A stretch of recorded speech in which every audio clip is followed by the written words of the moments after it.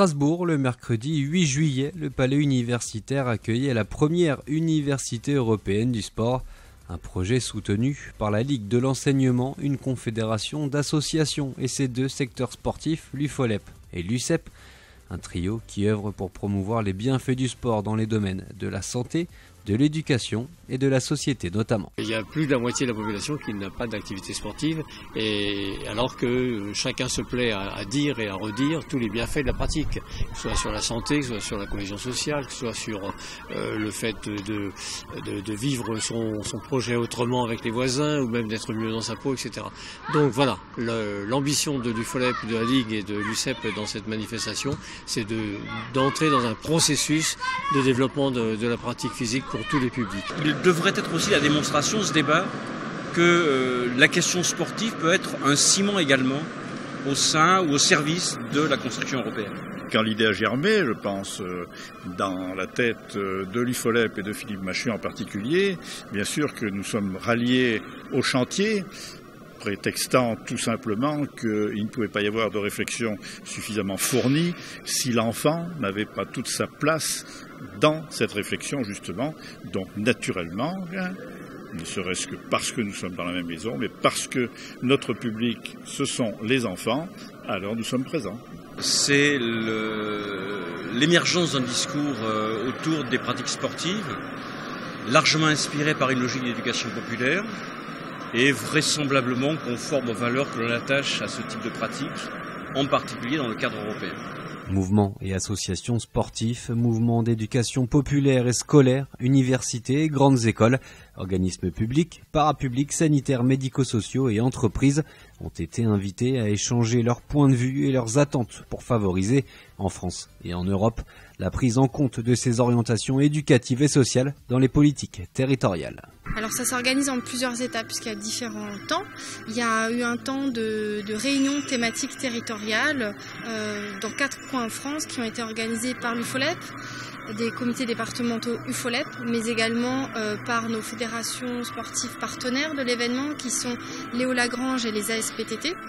Donc de ces réunions sont sortis des contenus et des préoccupations des acteurs locaux concernant la pratique sportive et l'accès de la pratique sportive à tous les publics, et en fonction de ça on a pu alimenter les contenus et déterminer les contenus de l'Université européenne du sport aujourd'hui. Avec la coopération des acteurs du sport au plan national et sous le haut patronage du Conseil de l'Europe et de l'ISCA, International Sport and Culture Association, l'opération avait pour ambition d'accompagner le développement d'une nouvelle culture partagée à l'ensemble du secteur européen.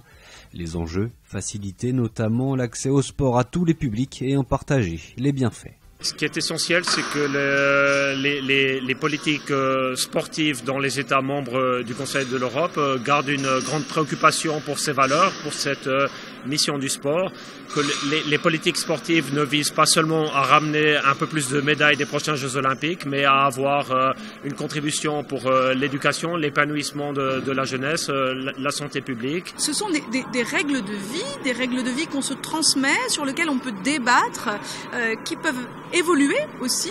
Donc c'est une très belle façon d'apprendre à faire ensemble et à faire société. On parle beaucoup dans le sport business de produit intérieur brut. L'enjeu de ces 3 jours ici, c'est peut-être de démontrer que le sport contribue largement au BIB, au bonheur intérieur brut.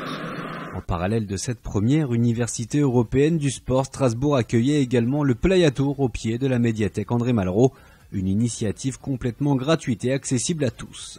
Effectivement, UFOLEP a des thématiques, donc non seulement pour les adultes mais aussi pour les enfants. Donc on peut très bien travailler sur le sport pour le développement de l'enfant, mais aussi sur le sport senior pour les plus âgés d'entre nous, pour qu'ils maintiennent une activité physique et aussi le but c'est d'avoir le plus de mobilité possible au fil de l'âge malgré les difficultés qu'ils peuvent rencontrer. Le Play à Tours propose de nombreuses activités sportives, des activités nautiques aux activités terrestres, du canoë à la Zumba.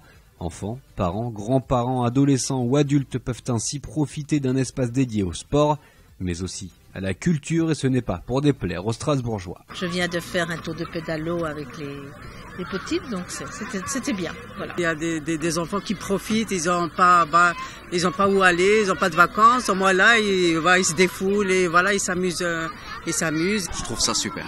Honnêtement, la ville a bien fait un gros progrès via aux Rives Étoiles pour offrir ceci aux enfants. Je trouve ça super. L'UFOLEP, organisateur du Playa Tour, et la ville de Strasbourg ont vu bouger environ 1500 personnes tout au long de l'événement.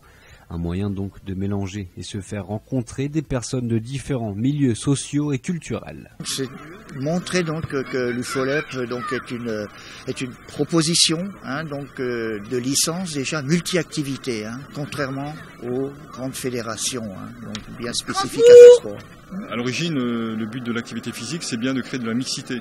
Et moi, je défends cette idée, donc la mixité au sens social d'abord, et au sens aussi mixité, on va dire, au sens de la diversité ethnique, entre guillemets, et la diversité aussi sur le plan des genres, c'est-à-dire que des garçons et des filles pratiquent ensemble. Donc le Playa Tour, c'est bien une occasion de rencontre entre des jeunes, surtout, notamment, qui pratiquent ensemble. Et donc c'est un événement qu'il faut soutenir et développer sûrement ailleurs. Le lendemain, le 9 juillet, retour au palais universitaire de Strasbourg. Les participants alternent entre séances plénières et ateliers. Les séances plénières définissant le contexte et le cadre des thématiques développées en petits groupes. On y discute de réelles problématiques pour l'évolution du sport dans la culture des habitants de France et d'Europe, s'inscrivant pleinement dans les réflexions de la société actuelle. Le sport, un vecteur d'un vivre plus longtemps. Si on faisait par exemple bouger les gens, on pourrait, indépendamment de la nutrition, éliminer à peu près 30% des maladies cardiovasculaires, infarctus du myocarde, accidents vasculaires cérébraux. On pourrait prévenir 25% des cancers du sein et du cancer du côlon. On pourrait éliminer à peu près 50% des diabètes de type 2. On pourrait retarder la perte d'autonomie chez la personne qui vieillit de 10 ans. Et le sport est aussi un vecteur d'un vivre ensemble prônant la laïcité et la diversité. L'UFOLEP Playa Tour choisit le sport et l'art comme média santé par les bienfaits qu'il procure à l'individu en termes de bien-être. C'est ainsi l'accord entre une bonne santé physique, psychologique et sociale qui permet de développer une sociabilité certaine et par conséquent un mieux vivre ensemble. C'est un travail de longue haleine qui est mené depuis plusieurs années maintenant. Il y a beaucoup d'actions de la part du ministère afin de soutenir les fédérations qui s'emparent de ces thématiques. Bien évidemment un soutien financier avec les conventions d'objectifs, un soutien aussi en termes de personnel puisque nous mettons à disposition des fédérations des agents de l'État. Ces problématiques, très diverses soient-elles, ne sont pas présentées par hasard dans la ville de Strasbourg, le carrefour de l'Europe. On ne peut pas mesurer ou réfléchir aux pratiques sportives dans un seul univers franco-français avec les sacs de sable et les barbelés aux frontières. Il faut effectivement qu'on soit ouvert et nous avons des partenariats multiples intéressants depuis de nombreuses années.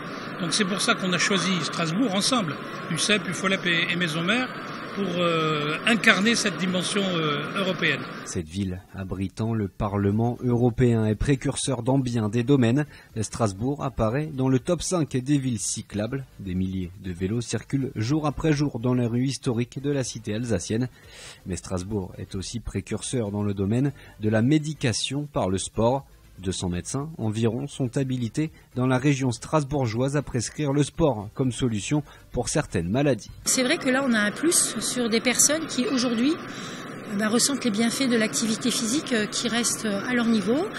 Ils en font quelques heures par semaine. Ça suffit finalement pour qu'eux aient moins de médicaments à prendre. Mais c'est vrai que dans les pratiques douces, on a beaucoup de personnes du 3e âge qui font du Qigong.